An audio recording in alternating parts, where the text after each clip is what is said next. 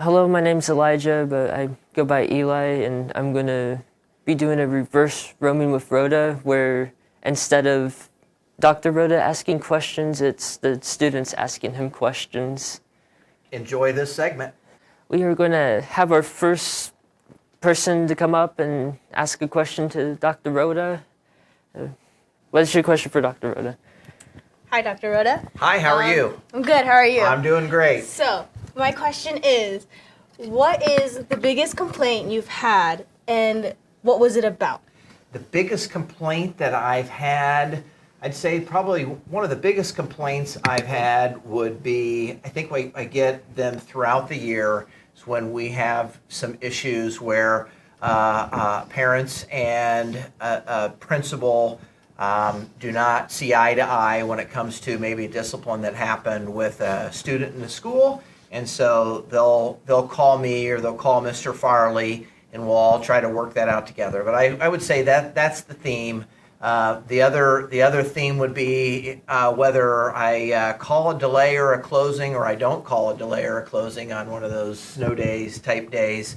That would be the other complaint that I get. So good question. Thank you. Yes. State your name and ask your question for Dr. Rhoda. Hi, I'm Jackson, Hi, Jackson. and I wanted to know, have you ever made a decision about the school that seemed really small at the time and then just backfired really bad? Have I ever made a decision about the, as superintendent, or when I was as superintendent about the school and then it backfired? I would say a lot of decisions that I make, we try to kind of talk through with those with multiple people before going live with those. But I think when we were trying to go forward with looking at a balanced calendar for the whole school district, and it didn't necessarily backfire, but we tried to go through with it pretty quickly, and we had to kind of back off of it. And while it would have been nice to go forward, it was a kind of decision that was made in not the normal timeline to kind of vet all of the different groups that need to go through for those. So yeah, that would be the one that I think has backfired on me since I've been here, is trying to get a balanced calendar put in place for the school district, and it just didn't work out too well. Good question. What's your question for Dr. Rhoda? Hi, I'm Ethan Gephardt. Hi, Ethan. And I just want to know how that decision gets made for a 2-hour delay or a weather closing. Yes, well, that's a good question. There's not an exact science to it, Ethan. There are different types of delays, closings to consider. The one that worries me the most is that when it's not wintry season, the fog creeps in and gets in pretty quickly. So if we've got less than half a mile of visibility, then a delay is typically called on that. We have snow coming in tonight. So the very first snow of the season came in, and I usually make those calls. I work with a county superintendent, so all three of our county superintendents plus Carol and Delphi, we're all on a text message early in the morning. It usually starts about 5 a.m. and we're all talking about how what everybody is going to do. We're able to get on and see NDOT, the trucks take pictures of the roads to see what road conditions are like. So with snow and ice, we're able to kind of get hear from NDOT and see how the roads are. We all talk about how our roads are. We're in town, so it's a different situation in town than it is in the county. The very first snow that came in at 5 a.m., there wasn't a lot of snow on the ground. So none of the schools in the county delayed or closed that day. But by the time 8 o'clock rolled in, there was quite a bit of snow. So that was a call that had to be made early. Had it been snowing like that at 5 a.m., we would have had an easy delay that day. We've got snow coming in tonight, and it could be anywhere from 1 to 5 inches that starts snowing later.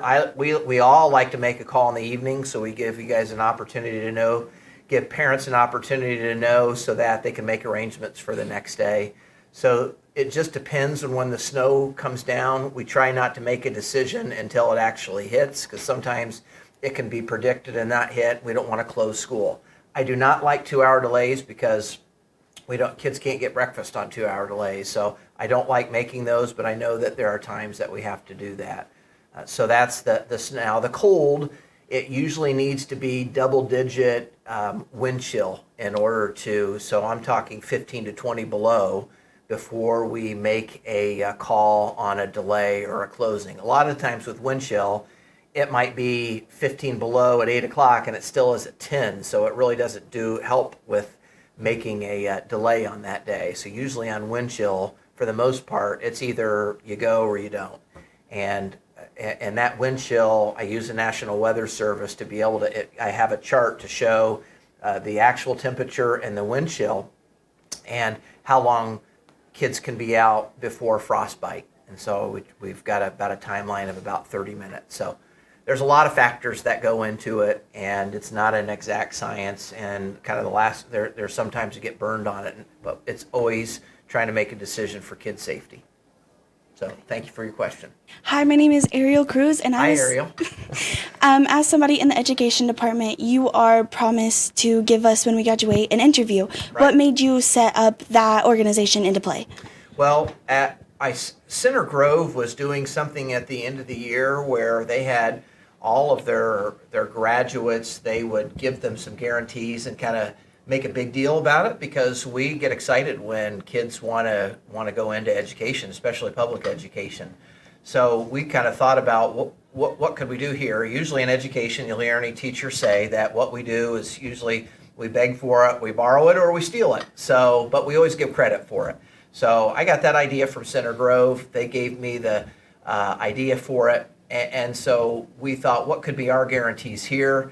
And our guarantees here is that we want to bring hot dogs back into Frankfort, and people who want to be here and work here and love the town and love the kids here.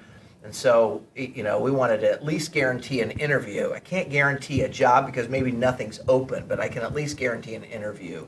And so that's where that guarantee came from. Okay. Good question. I'm Mr. Taylor. Okay, hi, Mr. Taylor. Nice to meet you, Dr. Rhoda. Yes. Nice This is a surprise question, but there's a lot of construction. The school is constantly growing. We're constantly building new things. Yes. So, just as a chance, is there anything that is coming that people might not know about that you'd like to brag about that we're going to do? And maybe, and I don't know, is there any breaking news here on Roaming with Rhoda that you'd like to be like, people don't know this, but I am willing to share this today? And I don't know if there is, but just throw it out there. Right. Thank you very much. Well, I don't know that I have any breaking news today. I think what we're excited about is that we've been working with our financial advisor. They're the ones who come and tell us how much bond capacity we have to be able to spend on big projects. As you know, we've got the $25 million middle school project going on right now. They just held another concert there the other night and just heard some beautiful singing and music going on there. We're going to get a new weight room here for the high school. That'll actually start in March. The board meeting next week, I'll ask the board to approve the design for it. So we'll have a new weight room and a new room where they'll be able to go watch film. So that's pretty exciting. I think we're looking at improving all of our athletic facilities outside. So that's something that I can't get in too much detail about it because I still need to work with the board and get approval for that. Because even though we have the money available, the board makes the ultimate decision whether or not we can move on it. So we want to improve all of our athletic facilities. We want to make sure that all of our buildings are looking great. We re-roofed Blue Ridge Green Meadows last summer. We'll finish it up this summer. We've got a brand new middle school. Of course, the high school was renovated back in 2018-19, and Suncrest will get some facelift over time. So we've got a lot of projects that will be taking place between now and 2031 that are really going to make all of our facilities look wonderful. All right. Thank you. Hello, Dr. Rhoda. I'm Mr. Ragsdale. Mr. Ragsdale, welcome. I enjoy making these Roaming with Rhoda videos with you, and I just wondered what prompted you to want to do them, because there's been a lot of superintendents in the past that never got engaged like this. What prompted you to want to do this with the... Well, I originally wanted to do this because I wanted our whole community to see what sometimes Frankfort gets a bad rap. Like, people think that stuff happens here that doesn't happen. And I wanted to be able to interview high school kids in the hallway unprompted, so that people can see what a great group of kids we have here, and what a calm and peaceful place and orderly high school that we have. And so I thought, what a better way to do that than to come to Frankfort High School, that's where we started this, and to ask kids questions and just be fun. And also, I was an educator for about 20 years before getting the superintendent role, which I'm still an educator, but I'm not around kids every day. And so that gives me another opportunity to be around kids and talk to kids. So thank you for your question. Hi, I'm Maggie. Hi, Maggie. And I would like to know, what's the experience like getting to interview high schoolers?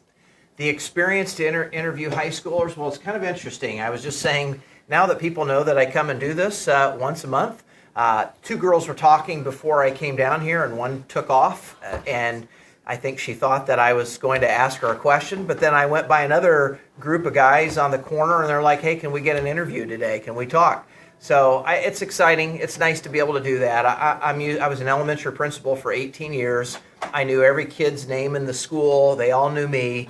Now when I walk into buildings, that doesn't happen, so I don't have that daily relationship with kids, and so it's neat to come to the different schools now because of doing this and have an opportunity to be a familiar face and not just a stranger danger in the building.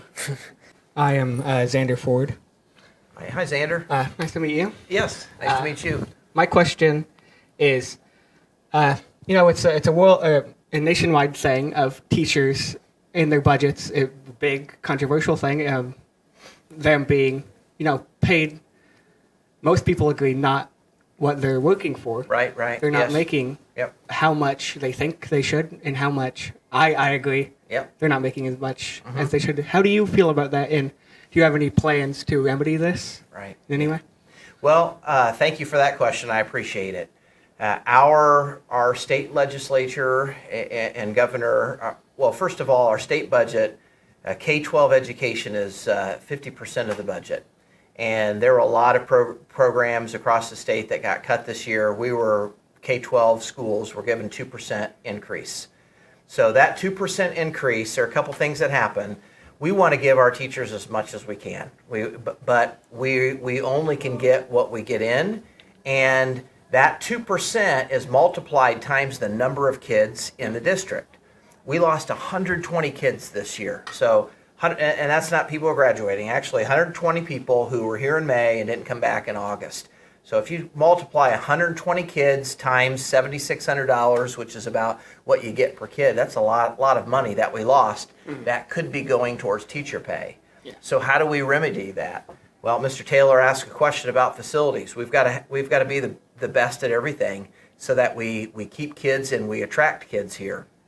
We've got to have great facilities, so places that you just enjoy going to be there. From our academics to our athletics to our arts. We've got to have top-notch facilities. We also have to show on state tests that we're outperforming other people.